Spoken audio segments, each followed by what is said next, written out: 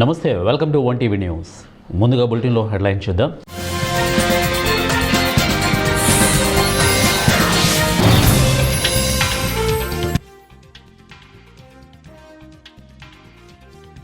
ఏపీలో భూకంపం, ఆ జిల్లా ప్రకంపనలు.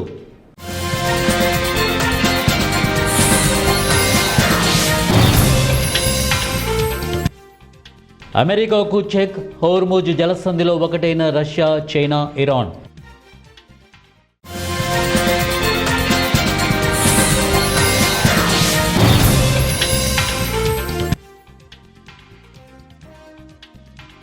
డ్రగ్స్ బోట్లపై అమెరికా సైన్యం దాడి, 11 మంది మృతి. ప్రపంచ రాజకీయ ప్రముఖ చిత్రం వేగంగా మారుతోంది. సముద్ర జలాల్లో అగ్రరాజ్యం అమెరికా ఆధిపత్యానికి సవాల్ విసురుతూ రష్యా, చైనాలో వ్యూహాత్మక అడుగులు వేస్తున్నాయి. తాజాగా ఇరాన్ గడ్డపై ఈ 3 దేశాల కలయిక అంతర్జాతీయంగా ప్రకంపనలు సృష్టిస్తోంది. మధ్య ప్రాచ్యంలో అత్యంత కీలకమైన స్ట్రైట్ ఆఫ్ హోర్ముజ్ వద్ద ఉద్రిక్తతలు కొనసాగుతున్న వేళ అమెరికా సైనిక నిఘా నీడలోనే చైనా, రష్యా యుద్ధ నౌకలు, ఇరాన్ నౌకాదళంతో చేతులు కలపడం ఇప్పుడు హాట్ టాపిక్గా మారింది. రష్యాకు చెందిన బాల్టిక్ ఫ్లీట్ స్టోయిక్ కార్వెట్ ఇప్పటికే ఇరాన్లోని బందర్ అబ్బాస్ నౌకాశ్రయానికి చేరుకుంది. దీనికి తోడుగా చైనా యుద్ధ నౌకలు కూడా రావడంతో ఆ ప్రాంతంలో బల ప్రదర్శన పతాక స్థాయికి చేరింది. పాశ్చాత్య దేశాల పెత్తనాన్ని అడ్డుకొని సముద్రాలపై మల్టీపోలర్ ప్రపంచ క్రమాన్ని నిర్మించడమే తమ లక్ష్యమని రష్యా అధ్యక్షుడు వ్లాదిమిర్ పుతిన్ సలహాదారు నికోలాయ్ పాత్రుష్యేవ్ స్పష్టం చేశారు. ఈ సంయుక్త విన్యాసాలు కేవలం సైనిక విన్యాసాలు మాత్రమే కాదని అమెరికాకు వ్యతిరేకంగా ఏర్పడుతున్న బలమైన కూటమికి ఇదొక సంకేతమని విశ్లేషకులు అంటున్నారు. ఏపీలో భూకంపం సంభవించింది. పల్నాడు జిల్లాలో రెక్టర్ స్కేల్పై ఈరోజు తెల్లవారుజామున రెక్టర్ స్కేల్పై 3.5 తీవ్రతతో భూకంపం సంభవించింది. వెనుకొండకు 20 కిలోమీటర్ల దూరంలో, భూమికి 10 కిలోమీటర్ల లోతులో భూకంప కేంద్రం ఉన్నట్టు నేషనల్ సెంటర్ ఫర్ సిస్మాలజీ గుర్తించింది. వెనుకొండ, దర్శి చుట్టుపక్కల ప్రాంతాల్లో స్వల్పంగా భూమి కంపించడంతో పాటు ఇళ్లలోని వస్తువులు కదలడంతో ప్రజలు భయోందోళనకు గురయ్యారు. ఎలాంటి ప్రాణ ఆస్తి నష్టం జరగలేదని అధికారులు చెబుతున్నారు. అంతేకాకుండా రాబోయే రోజుల్లో మరిన్ని భూకంపాలు రావచ్చని నిపుణులు హెచ్చరిస్తున్నారు. డ్రగ్స్ ముఠాలను అంతమొందించేందుకు యుద్ధం చేస్తున్న అమెరికా తమ దాడులను మరింత ఉధృతం చేస్తుంది. లాటిన్ అమెరికా తీర ప్రాంత జలాల్లో అనుమానాస్పదంగా తిరుగుతున్న 3 డ్రగ్స్ స్మగ్లింగ్ నౌకలపై అమెరికా సైన్యం సోమవారం క్షిపణి దాడులు చేస్తుంది. ఈ దాడుల్లో 11 మంది మరణించారు. ఈ విషయాన్ని యుఎస్ సదరన్ కమాండ్ ధృవీకరించింది. ఈ దాడులు తూర్పు పసిఫిక్ మహాసముద్రం, కెరేబియన్ సముద్రంలో జరిగాయి. పసిఫిక్ మహాసముద్రంలో 2 నౌకలపై జరిగిన దాడిలో 8 మంది, కెరేబియన్ సముద్రంలో 1 నౌకపై జరిగినటువంటి దాడిలో 3 ప్రాణాలు విడిచారు. ఈ ఆపరేషన్లలో అమెరికా సైనికులకు ఎవరూ గాయపడలేదని యుఎస్ సదరన్ కమాండ్ తెలిపింది. అమెరికా అధ్యక్షుడు డొనాల్డ్ ట్రంప్ గత సెప్టెంబర్ నుంచి మాదక ద్రవ్యాల ముఠాలపై యుద్ధాన్ని ప్రకటించారు. ఈ స్పెషల్ ఆపరేషన్స్ వల్ల ఇప్పటి వరకు దాదాపు 145 మంది అనుమానిత స్మగ్లర్లు మరణించినట్లు గణాంకాలు చెబుతున్నాయి. ఎవరెస్ట్ శిఖరాన్ని అధిరోహించడానికి లడఖ్లో జరిగే 12 రోజుల శిక్షణ కార్యక్రమానికి బదివేలు ప్రభుత్వ భవిత ట్రైనింగ్ సెంటర్ విద్యార్థి వై వెంకీ కడప జిల్లా నుండి ఏకైక విద్యార్థిగా ఎంపిక కాబడ్డాడని బదివేలు మండల పరిషత్ అభివృద్ధి అధికారి డి మల్లేశ్వరి తెలిపారు. ఎవరెస్ట్ శిఖరాన్ని అధిరోహించడానికి ఆసక్తి గల ప్రభుత్వ పాఠశాల విద్యార్థులను ఆంధ్రప్రదేశ్ ప్రభుత్వం వివిధ శిక్షణ కార్యక్రమాలు నిర్వహించి ఎంపిక చేసుకుంటుందని, ఈ ఎంపిక ప్రక్రియలో ప్రభుత్వం ప్రత్యేక అవసరాలు గల పిల్లలను ప్రోత్సహించుటకు గండికోట అడ్వెంచర్ స్పోర్ట్స్ అకాడమీ ద్వారా 2 దఫాలుగా గండికోట యందు శిక్షణ నిర్వహించి అర్హులైన వారిని లడఖ్లో 12 రోజుల శిక్షణ కార్యక్రమం ఎంపిక చేయబడతారని వారు తెలియజేశారు.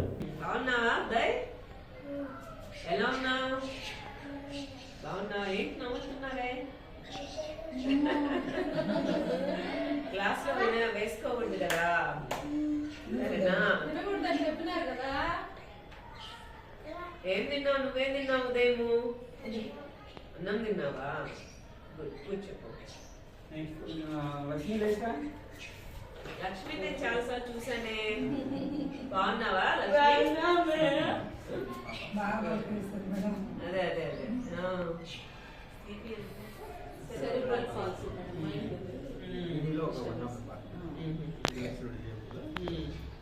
బాగున్నావా?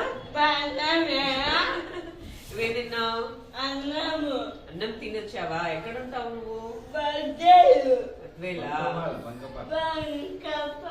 Very good. కూర్చో. అనంతపురం జిల్లా కళ్యాణదుర్గం మండలంలోని వంటిమిద్ది పంచాయతీ పరిధిలో భూ వివాదం వివాదాస్పదంగా మారింది. కొందిరిపి మండలానికి చెందిన డి తిమ్మప్ప అనే వ్యక్తి కొన్ని సంవత్సరాలుగా వార్తా దినపత్రికలో రిపోర్టర్గా కొనసాగుతున్నారు. ఆయన తెలిపిన వివరాల ప్రకారం వంటిమిద్ది పంచాయతీలో సర్వే నెంబర్ 342-2లో ఏం గోవిందు నుండి ఫ్లాట్ నెంబర్ 36ను కొనుగోలు చేసి రిజిస్ట్రేషన్ కార్యాలయంలో చట్టబద్ధంగా రిజిస్టర్ చేసుకున్నారు. అయితే తన ఫ్లాట్ హద్దులో నిర్మించిన రాళ్లను రాత్రికి రాత్రి తొలగించారని, పక్కనున్న ఫ్లాట్ నెంబర్ 37 యజమాని దివిటి మౌనిక ఇల్లు నిర్మాణం చేపడుతూ తన ఫ్లాట్లోకి 3 అడుగులు అక్రమంగా నిర్మించారని తిమ్మప్ప ఆరోపిస్తున్నారు. ఈ విషయాన్ని గమనించిన ఆయన మున్సిపల్ అధికారులు మరియు తహసీల్దార్ కార్యాలయాన్ని ఆశ్రయించగా తాత్కాలికంగా నిర్మాణపు పనులు నిలిపివేయబడ్డాయి. తర్వాత flat number 36 D Thimmappa, flat number 37 Diviti Mounika, flat number 38 Mushtaq ముగ్గురు కలిసి రీసర్వే చేయించగా రిజిస్ట్రేషన్ ప్రకారం ప్రతి ఫ్లాట్కు 3 అడుగుల భూమి తక్కువగా ఉన్నట్లు తెలిసింది. దీంతో ముగ్గురు పరస్పర అంగీకారంతో ఒక్కొక్క అడుగు తగ్గించుకొని గోడలు కట్టుకోవాలని అగ్రిమెంట్ రాసుకున్నారు. అయితే 3 రోజుల తర్వాత ఫ్లాట్ నెంబర్ 37 యజమాని దివిటి మౌనిక మళ్లీ నిర్మాణపు పనులు ప్రారంభించినట్లు, ఈ విషయంపై అడ్డుకున్న డి తిమ్మప్ప కుటుంబానికి ఇబ్బందులకు గురి చేస్తున్నారని తిమ్మప్ప ఆయన భార్య తెలిపారు. ముఖ్యంగా దివిటి మౌనిక తండ్రి కర్నూలు జిల్లాలో డీఎస్పీగా విధులు నిర్వర్తిస్తున్నారని, అధికార దర్పంతో పోలీస్ స్టేషన్కు పదే పిలిపిస్తూ తమ కుటుంబాన్ని వేధిస్తున్నారని, తను నాకు ప్రత్యక్షంగా దుర్భాషలాడారని తిమ్మప్ప భార్య మీడియాకు వివరించారు. తమకు న్యాయం చేయాలని సంబంధిత అధికారులను కోరుతూ డి తిమ్మప్ప కుటుంబం మీడియాను ఆశ్రయించింది. అప్పుడు వచ్చేసి నేను ఇన్ఫర్మేషన్ కోసం డిఎస్పీ ఫోన్ నెంబర్ కనుక్కొని ఎందుకు సార్ ఇవన్నీ తొలగించారంటే నాకేమీ తెలియదు అన్నాడు. సరే కట్టొద్దండి, నా దాంట్లో 3 అడుగులు మీరు ఆక్రమించుకున్నారు అని తెలిపాను డిఎస్పీ గారికి. సరేలే బాబు అన్నాడు. అయిన తర్వాత బేల్దార్ గారి నెంబర్ దీని కొరకు చేసి మళ్ళీ ఎందుకు పీకేసినావని నేను అడిగినాను. అడిగితే నేను ఏమి పీకేలేదన్నా, ఆయన డిఎస్పీ గారు వచ్చేసి ముందు నుండి పీకేమంటే పీకేసినాను, కొలత ప్రకారం రాయలు చూసి నువ్వు కట్టాలి కదా, నువ్వు 20 రూపాయలు పిల్లంపించి కట్టాలి కూడా నేను అడిగినాను. ముస్తాఫా అనే వ్యక్తికి 30 అడుగులు ఉంటే 31 ఎందుకని వదిలినావు అన్నాను. నాకేమీ తెలుసు సార్, ఆయన డిఎస్పీ గారు చెప్పితే నేను తొలగించినాను అని బేల్దార్ ప్రభాకర్ అన్నారు, దొరగట ప్రభాకర్ అన్నారు. తర్వాత వచ్చేసి మోనికాని పిల్లంపించడం, ఎందుకు మేడం ఇవన్నీ తొలగించేసినారు, మరి ఇట్లా తొలగిస్తే ఎట్లా నా ప్లాట్ ఏడుందని కనుక్కోవాలని నేను చెప్పు, ఒక మాట నువ్వు కట్టేదారు నాకు చెప్పకూడదు అంటే, మాకి తెలియదన్నా బేల్దార్ గారు మాకు కూడా చెప్పుకోకున్నట్లు అది బేల్దారి పీకేషన్ మేమేం తొలగిలేదన్నా అని బేల్దారి మీదే ఆ మోనిక చెప్పిందన్నమాట. కావున నా ప్లాట్ నాకు అగ్రిమెంట్ ప్రకారము 2011లో కొనిన అగ్రిమెంట్ ప్రకారము నాకు ఎంత డిస్టెన్స్ ఉందో, ఎంత ఎడల్పు కానీ ఎంత పొడవు ఉందో కానీ 30 అడుగుల ఎడల్పు పొడవు 40తో నాకు నా ప్లాట్ ఇవ్వాలని కోరుతున్నాం అని ఒక డిఎస్పీ అని అధికారం అడ్డం పెట్టుకొని నానాక మాట్లాడుతూ నా భార్యను కూడా నేను శబరిమలకు పోయిన యాత్రకు కూడా పోయినప్పుడు ఎన్నో విధాలుగా ఎన్నో చెడు మాటలు చెప్పరాని మాటలతో అన్నాడంట. మళ్ళీ నన్ను కూడా విధవరించి సీఏగారితో చేస్తున్నారు. నా భార్య మాట్లాడుతూ కర్నూలులో పనిచేస్తున్న డిఎస్పీ సార్, ఏసీపీ గారు, నేను 36 నంబర్ ఫ్లాట్ నంబరు బాధిస్తారని నేను 37 ఫ్లాట్ అతను డిఎస్పీ సార్ వాళ్ళు మౌనికాకి రిజిస్టర్ చేయించారు. నా అనుమతి లేకున్నట్ల, మాకు ఎలాంటి ఇన్ఫామ్ చేయకోకున్నట్ల 3 అడుగులు హద్దును ఆక్రమించేసుకొని మేము అనుకోకున్నట్ల ఒక రోజు వచ్చి చూసుకున్నాము దాన్ని. ఇట్లా వాళ్ళ ఫోన్ నెంబర్ కనుక్కొనేసి ఎవరు ఇది అంటే ఇట్లా డిఎస్పీ సార్ వాళ్ళు స్వరాజ షోరూమ్ వాళ్ళు కొన్నారు అని చెప్పినారు. మేము కొలతలు చెక్ చేసుకొని చూస్తే మా హద్దులోకి 36 నంబర్లోకి 37 అతను వచ్చేసి 3 అడుగులు జరగడంతో మాకు అనుమానం వచ్చేసి వాళ్ళు పిలిపించేసి మేము చెప్పినాం, ఇది మా 36 నంబర్ ప్లాట్లోకి జరిగినారు కాబట్టి మీరు కన్స్ట్రక్షన్ చేయొద్దండి అని చెప్పంగా వాళ్ళు వచ్చేసి మేము కరెక్ట్ ఉన్నాము, మేము ఎవరి దాంట్లోకి రాలేదు, మేము కన్స్ట్రక్షన్ చేస్తాము అని అన్నారు. లేదండి ఇలా ఉంది అని చెప్తే మరి వాళ్ళ నాన్న ఫోన్ నెంబర్ తీసుకొని మేము కన్స్ట్రక్షన్ స్టాప్ చేయించినా కానీ వాళ్ళు మళ్ళీ మేము ఊరికి వెళ్ళినాక మళ్ళీ కన్స్ట్రక్షన్ చేయడం మొదలుపెట్టినారు. మళ్ళీ మాకు ఎవరో చెప్పడంతో మేము మళ్ళీ రిటర్న్ వచ్చేసి బేల్దార్ని వాళ్ళు వర్క్ చేయొద్దండి అని చెప్పినా ఆయన అలాగే చేస్తుంటే మేము గట్టిగా అరవడంతో వాళ్ళు వర్క్ స్టాప్ చేసినారు. ఆ రోజు మరి వచ్చేసి మా ఆయన శబరిమలకి ఇరుముడు కట్టుకొని వెళ్ళినారు. మరి ఇట్లా కన్స్ట్రక్షన్ చేయడానికి వాటర్ అవన్నీ వదులుతా అన్నారు అంటే నేను జనవరి నెలలో ఒకరోజు వచ్చాను, నేను ఇంకొక అబ్బాయి వచ్చినప్పుడు డిఎస్పీ నేను అక్కడ తిరగడం చూసి ఎవరమ్మా నువ్వు ఇట్లా తిరుగుతున్నావు అన్నారు. ఇట్లా 36 నంబర్ ఫ్లాట్ నేను మాది స్థలం మీరు ఇట్లా జరిగినారు అంటే ఆయన చాలా నానా రకాలుగా తలకాయ ఉందా అది ఉందా నీకు ఇట్లా వచ్చినావు అని చాలా గలీజ్గా మాట్లాడి చాలా భయంకరంగా మాట్లాడేసినాడు అతను. ఆ మాటలు నేను చెప్పలేను ఒక స్త్రీగా.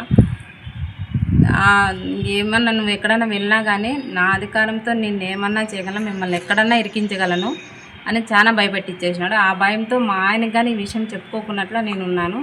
ఇప్పుడు వీడియో ద్వారా నేను చెప్పడం ఏమంటే ఇంకా చాలా ఆయన భయపెట్టించేసి స్టేషన్లో కంప్లైంట్ ఇవ్వడము చాలా నానా రకాలుగా ఇబ్బంది పెడుతున్నారు. కాబట్టి నేను ఈరోజు మీకు ధైర్యంగా చెప్పగలుగుతున్నాను. మాకు మీ నుంచి మాకు ఏదైనా సహాయం చేయాలని కోరుకుంటూ అధికారులను పిలిపించి మా స్థలం ఇప్పించి మాకు కంచె వేయడానికి నిలబడి మమ్మల్ని ముందుకు ఇది చేయాలని కోరుకుంటూ సెలవు తీసుకుంటున్నాం. సీఎం చంద్రబాబు ఈ నెల 25న వెలిగొండ ప్రాజెక్టు సందర్శించనున్న నేపథ్యంలో ఉమ్మడి ప్రకాశం జిల్లా యంత్రాంగం అప్రమత్తమైంది. సీఎం పర్యటనను విజయవంతం చేయడానికి అధికారులు ముందస్తు ఏర్పాట్లు చేపట్టారు. ఈ క్రమంలో జిల్లా కలెక్టర్ రాజాబాబు, ఎస్పీ హర్షవర్ధన్ రాజు, స్థానిక టీడీపీ ఇన్ఛార్జి ఎరిక్షన్ బాబు ప్రాజెక్టు ప్రాంతాన్ని సందర్శించి పర్యటన ఏర్పాట్లను సమగ్రంగా పరిశీలించారు. హెలిప్యాడ్ ఏర్పాట్లు, భద్రతా ఏర్పాట్లు, సభా ప్రాంగణం, పార్కింగ్ స్థలాలు, ట్రాఫిక్ నియంత్రణ వంటి అంశాలపై అధికారులతో చర్చించారు. సీఎం పర్యటన సందర్భంగా ఎలాంటి ఇబ్బందులు తలెత్తకుండా అన్ని విభాగాల సమన్వయంతో పనిచేయాలని కలెక్టర్ సూచించారు.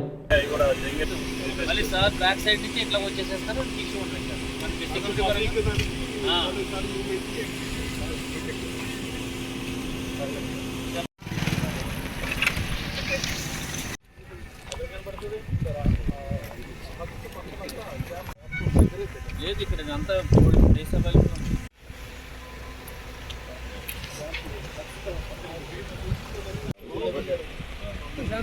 పార్కింగ్ పెట్టుకోవచ్చు, మీటింగ్ పెట్టుకోవచ్చు.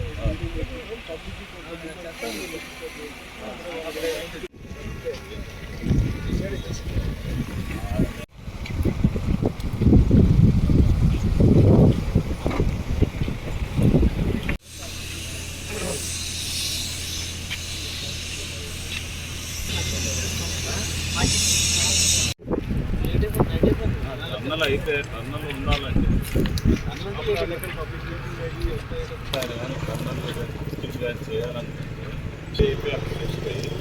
శంకుస్థాపన చేసుకొని అక్కడ పబ్లిక్ మీటింగ్ చేసుకొని ట్రై అయిపోవడం అది బెస్ట్. ఇక్కడ పబ్లిక్ అంటే మీరు తమరు చెప్పినారని మార్నింగ్ నుంచి ఒకసారి మీకు విజన్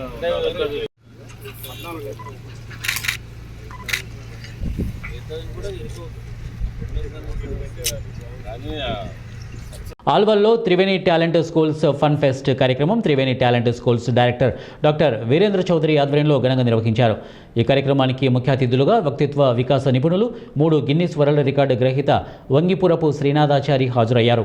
ఈ సందర్భంగా వారు మాట్లాడుతూ విద్యార్థులకు కేవలం అకాడమిక్స్ మాత్రమే కాకుండా నైపుణ్యాలతో పాటు వ్యక్తిత్వ వికాసాన్ని ఒత్తిడిని తట్టుకొని రాబోయే అవకాశాలను అందిపుచ్చుకునే ఒక సమగ్రమైనటువంటి విద్యను అందిస్తున్న త్రివేణి టాలెంట్ స్కూల్స్ను అభినందిస్తున్నట్లు తెలిపారు. వారి డైరెక్షన్లో ఇక్కడ వెంకటరావు గారు, సుబ్బారావు గారు, శ్రీ సుధా మేడం వీళ్ళ నాయకత్వంలో గొప్పగా ఈరోజు ఫన్ ఫెస్ట్ జరగటం, దానికి నన్ను అతిథిగా ఆహ్వానించడం చాలా సంతోషం. విద్యార్థులకి కేవలం అకాడమిక్స్ మాత్రమే కాకుండా నైపుణ్యాలతో వాటితో పాటు మంచి వ్యక్తిత్వ వికాసాన్ని అట్ ద సేమ్ టైం స్ట్రెస్ని తట్టుకొని రాబోయే అవకాశాలను అందిపుచ్చుకునే ఒక సమగ్రమైనటువంటి విద్యను అందిస్తున్న త్రివేణి టాలెంట్ స్కూల్స్ను నేను అభినందిస్తున్నాను. మారుతున్న ప్రపంచానికి అనుకూలంగా మానవీయ నైపుణ్యాలు, అకాడమిక్స్ వీటన్నిటిని మేళవించి పిల్లల్ని అన్ని రకాల కార్యక్రమాలు చదివే కాదు. డాక్టర్ గొల్లపూడి వీరేంద్ర చౌదరి గారు, beloved parents, today we are organizing వ్యక్తిత్వ వికాస నిపుణులు అని రాయండి సరిపోతుంది. The students are really rocking the floor. Thank you for the support given by the teachers and my dear parents. Thank you. NTR జిల్లా ఏకొండూరు మండలం కృష్ణారావుపాలెం నాగసింధు జిన్నింగ్ మిల్లో 21వ తేదీన ఆర్గానిక్ మెగా మేళా నిర్వహిస్తున్నట్లు, ఈ కార్యక్రమంలో 1000 మంది రైతులతో సేంద్రియ ఎరువులపై అవగాహన కార్యక్రమం నిర్వహిస్తున్నట్లు ఆర్గానిక్ సర్టిఫికెట్లు అథారిటీ చైర్మన్ సేవల దేవదత్తు తెలిపారు. ఈ కార్యక్రమానికి మైలవరం నియోజకవర్గం, తిరువూరు నియోజకవర్గం రైతులు పెద్ద ఎత్తున పాల్గొని విజయవంతం చేయాలని తెలిపారు. ముఖ్యమంత్రి నారా చంద్రబాబు నాయుడు సూచనల మేరకు ఎన్టీఆర్ జిల్లా కలెక్టర్ లక్ష్మీ షా ఈ కార్యక్రమాన్ని నిర్వహిస్తున్నట్లు దేవదత్తు తెలిపారు.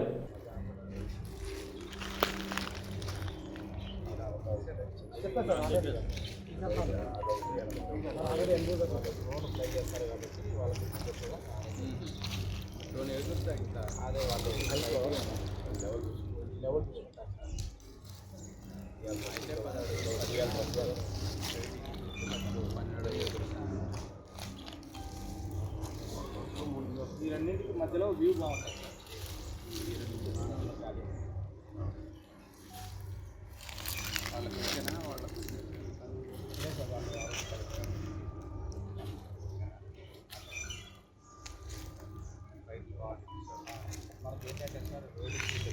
మీరు కూడా రైట్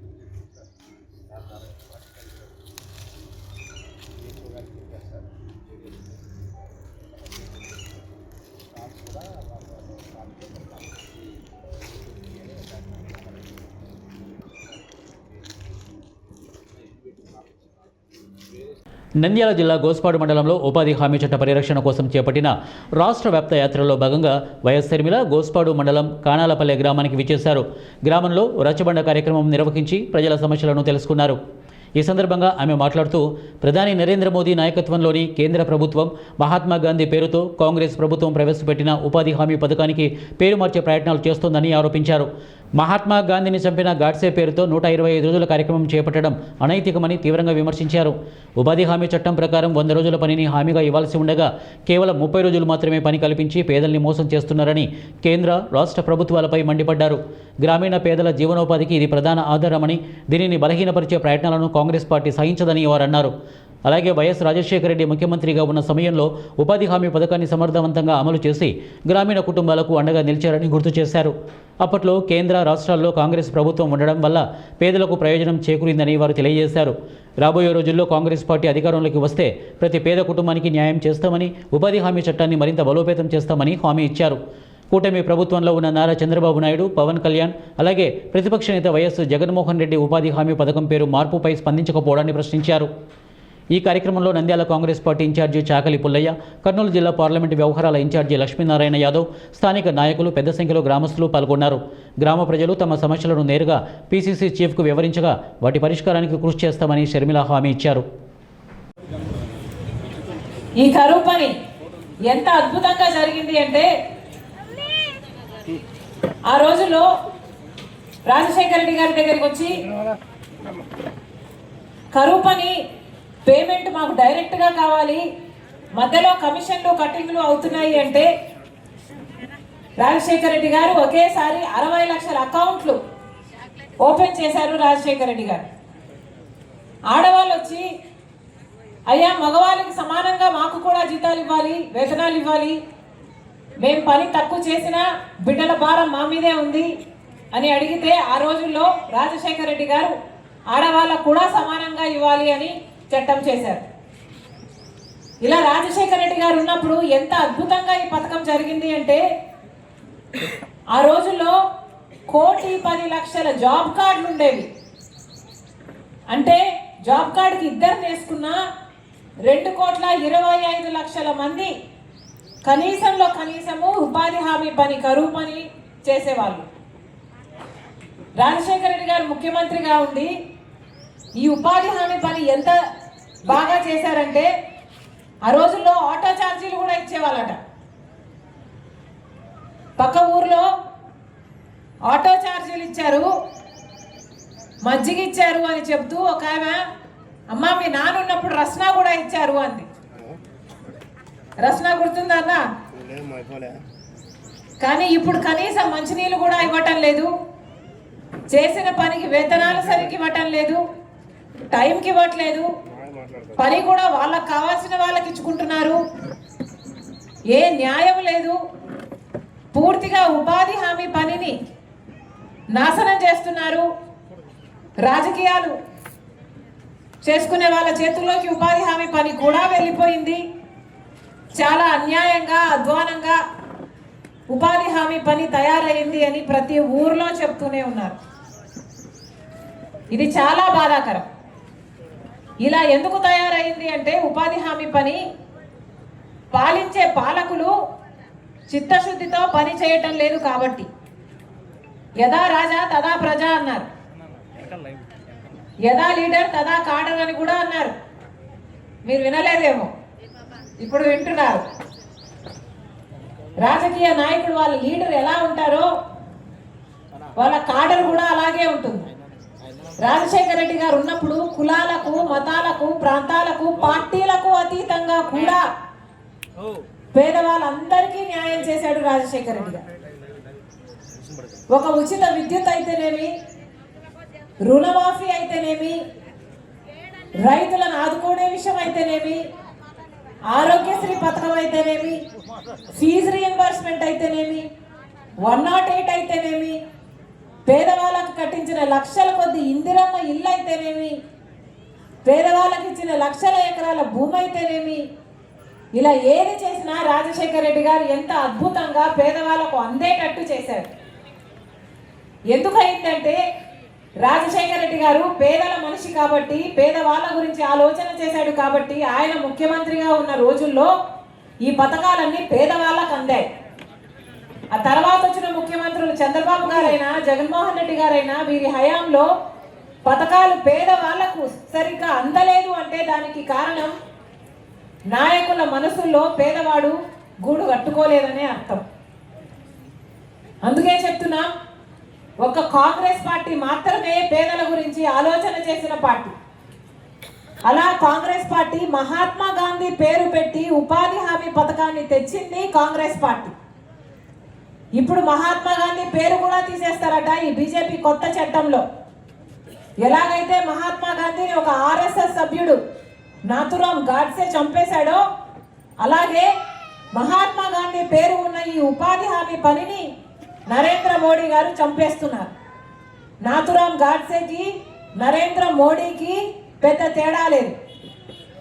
ఇద్దరు గాంధీని, గాంధీ ఆశయాలను చంపేస్తున్న వాళ్ళే. ఇప్పుడు జాబ్ కార్డుల మీద గాంధీ తాత బొమ్మ ఉందట, అవునా? ఇక మీదట ఆ బొమ్మ ఉండదు. నరేంద్ర మోడీ బొమ్మ ఉంటుంది కావచ్చు, లేక గాడ్సే బొమ్మ ఉంటుంది కావచ్చు, తెలియదు. కానీ ఒక పథకాన్ని కూని చేయటం లేదు, ఈ పథకంలో ఉన్న సారాన్ని మొత్తము తీసేస్తున్నారు. కాంగ్రెస్ పార్టీ తెచ్చిన ఉపాధి హామీ పనికి ఇప్పుడు బీజేపీ తెస్తున్న ఈ కొత్త చట్టానికి చాలా తేడా ఉంది. నక్కకు నాగలోకానికి ఉన్నంత తేడా ఉంటుంది. ఎందుకంటే రాజశేఖర రెడ్డి గారు కాంగ్రెస్ పార్టీ తెచ్చిన ఉపాధి హామీ పనిలో గ్రామానికి సంబంధించిన పనులు జరిగేవి. అంటే గ్రామంలో పొలిమేర పని చేసుకోవాలన్నా, లేక ఒక బావి తోవాలన్నా, లేక ఒక రోడ్డు వేసుకోవాలన్నా, లేక పూడికలు తీయాలన్నా, గ్రామానికి ఏ పనులు అవసరమో అని గ్రామ సభల్లో గ్రామ పెద్దలు నిర్ణయిస్తే ఉపాధి హామీ పని దానితో జోడిస్తే ఉపాధి హామీ పని చేసే వాళ్ళు ఆ గ్రామంలో కావాల్సిన పనులు చేస్తే దానికి వేతనాలు ఇచ్చేవాళ్ళు. కానీ ఇప్పుడు బీజేపీ తెస్తున్న ఈ కొత్త చట్టంలోనట గ్రామాలకు ఇంకా అధికారం ఉండదు. గ్రామాలలో జరిగే పనులు వల్ల ఉపాధి హామీ ముడిపెట్టడం అంటూ జరగదు. బులెటిన్ ముగించే ముందు హెడ్లైన్స్ మరొకసారి.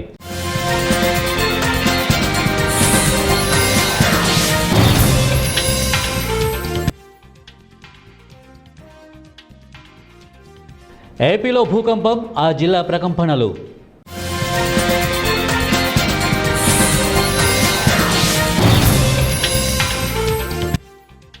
అమెరికాకు చెక్, హోర్ముజ్ జలసంధిలో ఒకటైన రష్యా, చైనా, ఇరాన్.